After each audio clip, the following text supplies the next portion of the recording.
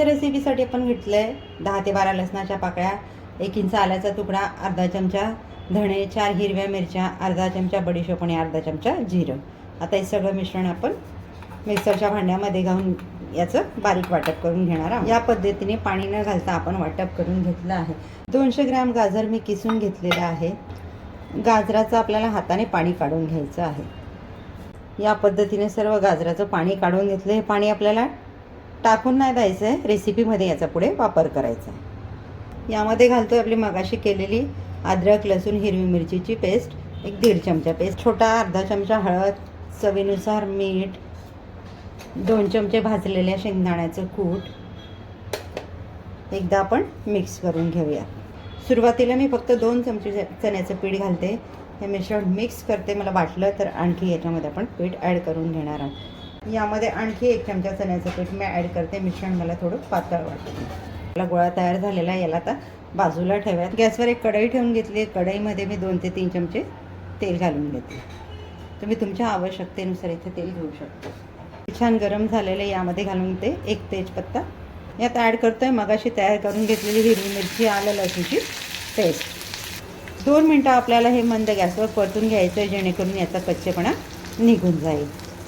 तर यामध्ये घालतो आहे आपण बारीक चिरलेला कांदा. कांदा आपल्याला छान गुलाबी रंग येईपर्यंत परतून घ्यायचा आहे. कांदे आपले परतून झालेले. तर यामध्ये घालते एक मध्यम आकाराचा बारीक चिरलेला टोमॅटो. टोमॅटोही आपल्याला मौसूद होईपर्यंत परतून घ्यायचं आहे.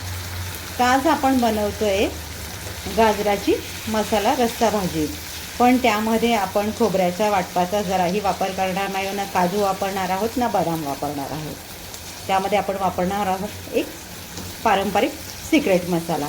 घालून घेऊयात आपण आपले पावडर मसाले. अर्धा चमचा लाल मिरची पावडर, हळद, पाव चमचा गरम मसाला यामध्ये घातला, पाव चमचा मी नंतर वापरणार आहे. हेही आपलं 2 मिनटं पावडर मसाले घालून परतून झालेलं आहे. आता इथे आपण घालतो आहे आपला तो सिक्रेट मसाला. पोह्याचा छोटा 1 चम्मच मी घालते. यामध्ये येसूर मसाला.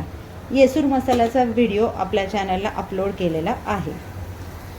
येसूर मसाला घालून देखील आपल्याला हे 1.5-2 मिनटं छान परतून घ्यायचं आहे. पण हे मसाले परतताना गॅसची फ्लेम आपण कमी ठेवलेली आहे. मसाला आपला कढईमध्ये कडेकडेने तेल सोडायला लागलेला आहे.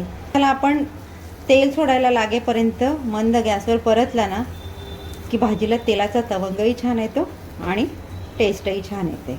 गाजराचं जे पाणी आपण काढून घेतलेलं नाही का वाटीमध्ये, ते इथे घालून घेतो. त्यामध्ये मी इथे 1 ग्लास पाणी घालून घेते. तुम्हाला हवं तुमच्या गरजेनुसार भाजीची कन्सिस्टन्सी बघून पाणी ॲड करू शकता. मी 1 ग्लास घालून घेतलेलं आहे. मग असे आपण जे गाजराचं मिश्रण तयार करून घेतलं ना, त्याचे आता मी छोटे छोटे गोळे तयार करून घेते. इथे एक छान उकळ आलेला आहे. यावर तेलाने ग्रीस केलेली मी गाळणी ठेवून घेतली आहे आणि या गाळणीवर मी आपण तयार केलेले छोटे छोटे गोळे ठेवून घेते. गाजर न खाणाऱ्यांसाठी आपण विविध पर्याय शोधत असतो. आजचा हा पर्याय त्यांच्यासाठी उत्तम आहे. गाजर खाण्याचे आपल्याला अनेक फायदे आहेत शरीराला. व्हिटॅमिन ए असल्यामुळे डोळ्यांचं आरोग्य सुधारतं. कमी कॅलरीज आणि फायबर असल्यामुळे वजन नियंत्रणात राहतं. त्वचा चमकदार होते. हृदय आणि रक्ताभिसरण प्रणाली निरोगी ठेवतं. त्यामध्ये अँटीऑक्सिडंट, व्हिटॅमिन आणि खनिजे भरपूर असतात. तर यावर झाकण ठेवून आपल्याला हे 8 ते 10 मिनटं गोळे वाफवून घ्यायचे आहेत. 10 मिनटं झालेली आहेत आपले. आपण झाकण काढून घेऊया. एकदा बघूया. गोळे आपले छान शिजलेले आहेत आणि आता आपण यावरून काढून बाजूला ठेवून घेऊया. तयार झालेले गोळे आपण या मिश्रणात टाकून द्यावे. गाळणीला आपण तेल लावून घेतलेलं, त्यामुळे गाळणीत जराही चिकटलेले नाही आहेत. एकदा आपण हे छान मिक्स करून घेऊयात आणि या स्टेजला आपण चवीनुसार मीठ घालून घेऊयात. आता इथे मी घालते मगाशी उडवून ठेवलेला पाव चम्मच गरम मसाला. तुम्ही मिरची मसाल्याचं प्रमाण तुमच्या आवडीनुसार कमी जास्त करू शकता. एक 5 ते 6 मिनटासाठी गॅसची फ्लेम कमी करून झाकण ठेवून हे आपण शिजवून घेऊयात. 5 मिनटं आपले झालेले आहेत. आपण बघूयात. काय छान स्मेल येतोय भाजीचा. तर इथे मी घालून घेते आहे 2 चमचे मलाई, दुधाची साय. तुम्हाला नसेल घालायची तरी देखील चालेल. तर हे एकदा छान मिक्स करून घेऊ. भाजीला आपला छान तेलाचा तवंग आलेला आहे. इथे मी ग्रेव्ही थोडी पातळच ठेवली का आपण येसूर मसाला घातला. येसूर मसाल्यामुळे भाजीला घट्टसरपणा येतो. थंड झाल्यावर भाजी थोडी घट्ट होते म्हणून मी जरा पातळच ठेवली. यामध्ये घालून घेऊयात कोथिंबीर. फ्रेंड्स, तुम्हाला आसनाज किचनच्या अशाच प्रमाणबद्ध आणि नाविन्यपूर्ण रेसिपीज बघायला आवडत असतील तर आसनाज किचनला सबस्क्राईब करा. आसनाज किचनचे व्हिडिओ तुमच्या मित्रमैत्रिणींमध्ये शेअर करा. बेल आयकन दाबायला विसरू नका. भाजी आपली झालेली आहे. आता मी गॅस घालवून देते आणि 1-2 मिनटासाठी झाकण ठेवून भाजी तशीच वाफवत ठेवते.